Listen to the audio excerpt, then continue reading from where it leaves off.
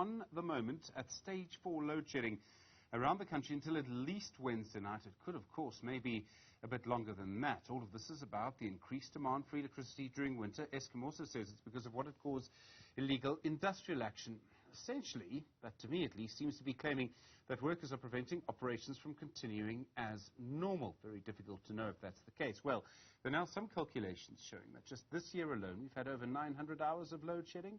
To put it another way, nearly 40 days of continuous load shedding this year. The calculations come from the energy and electricity expert Clyde Mallinson. He joins us now. Clyde, good afternoon. Thank you for coming in.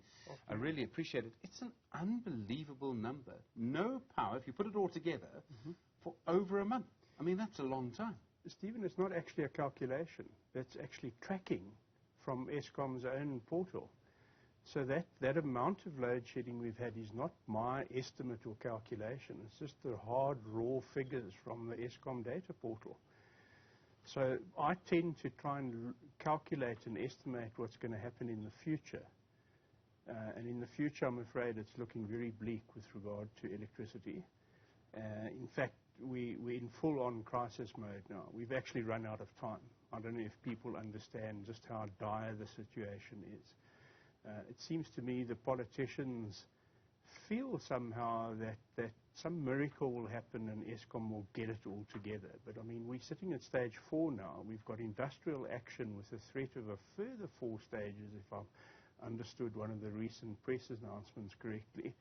And then we still have the old things like the umbilical cord at Medupi. What happens if the conveyor belt snaps in the middle of this?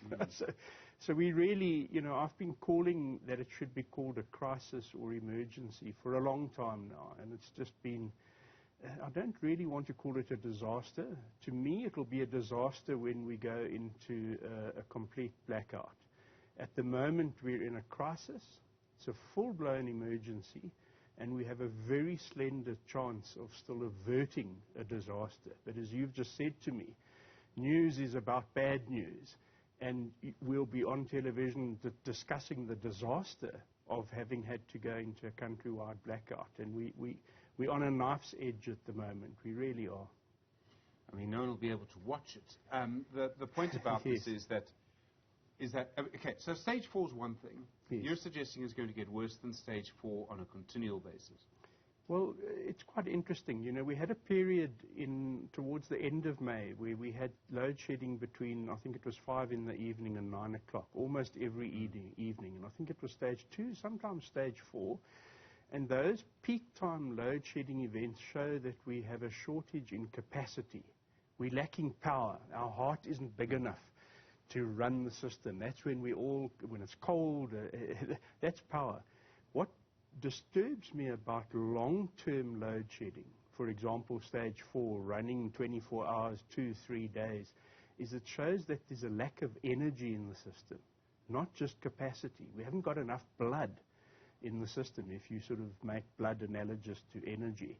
And so even if our heart were bigger, it wouldn't be able to do anything. So that really worries me. And if you track the load shedding events that we've had this year, you can kind of see when we're short of energy, you tend to have 24-hour load shedding running for a number of days. And when we're short of capacity, we tend to have spikes of load shedding at peak time. And of course, if you're short of energy, you're then also short of capacity. So the stage 4 is running continuously is really, really disturbing, and I'm significantly worried about where we go from here. You're going to have to explain this a little bit more to me. So what's the difference between a lack of capacity in terms of... So lack of capacity to me means that there's a unit at Medupi not working. Yes. Lack of energy means that another unit doesn't have enough coal. Okay, a good way to explain it that I like using is a big water bottle. If you've got a big water bottle, you can have lots of water, but if it's got a narrow neck, you've got a certain capacity.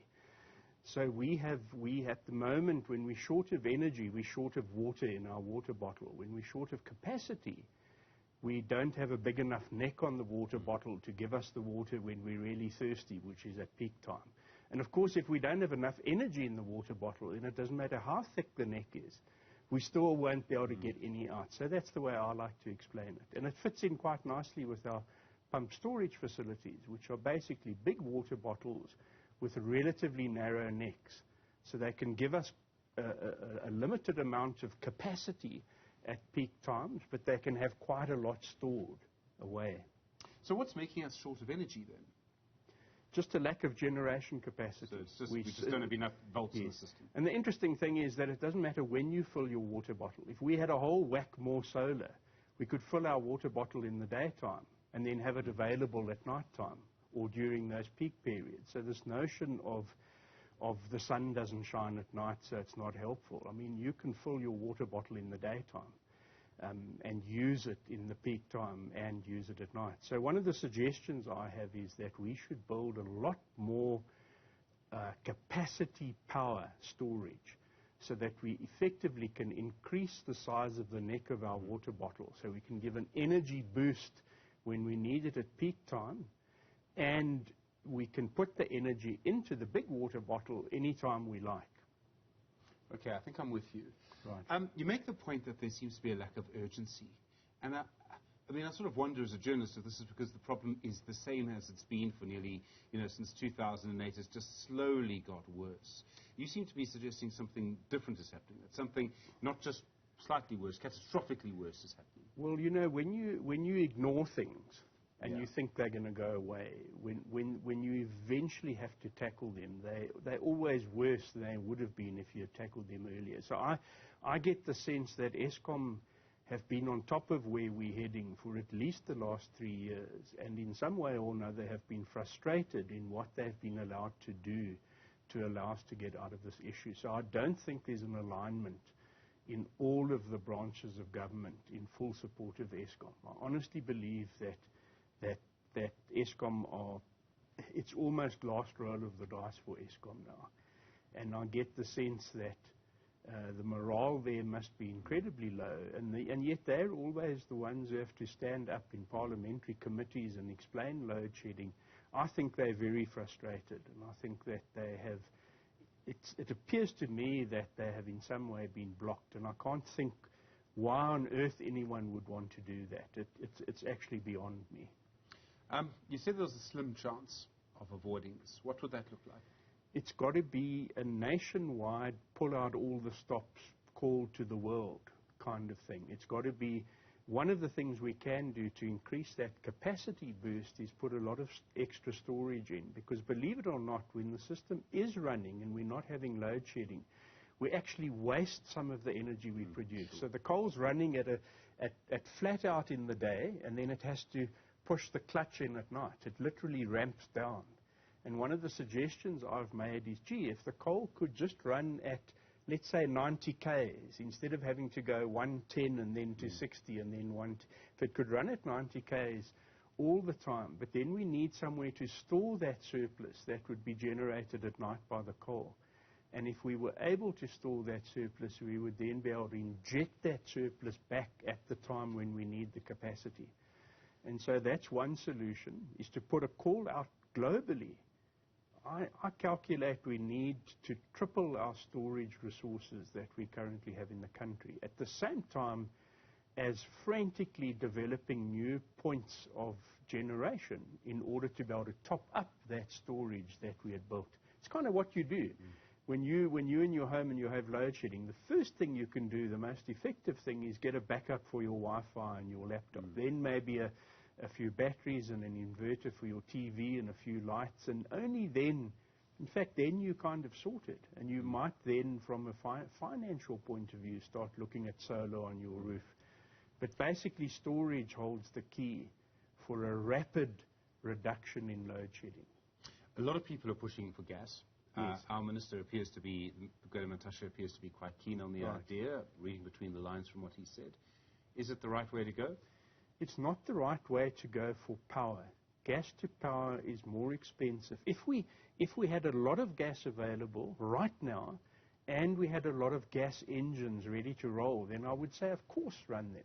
But do you know that Eskom doesn't run its open cycle gas turbines all the time because it simply doesn't have the money to run them?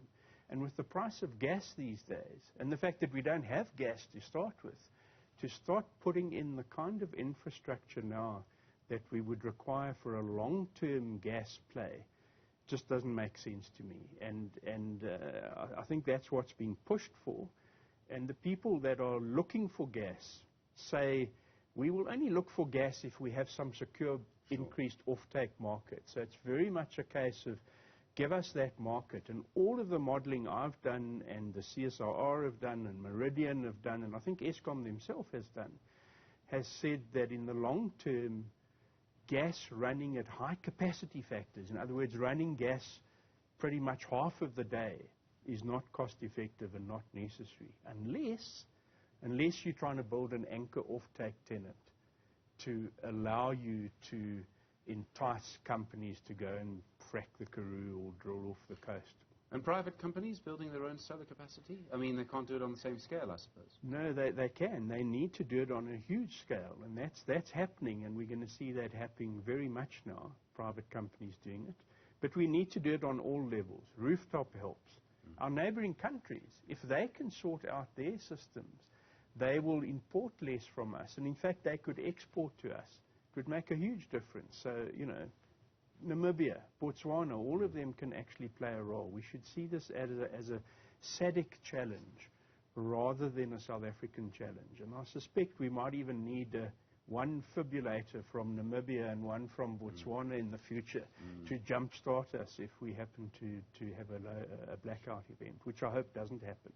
Clyde Mallinson, thank you. Very sobering. Do appreciate it. Clyde Mallinson, of course, an expert on energy and electricity, as you can hear. Very scary stuff. But unfortunately, we're on stage 4 load shedding, so that was once considered pretty scary. In a moment.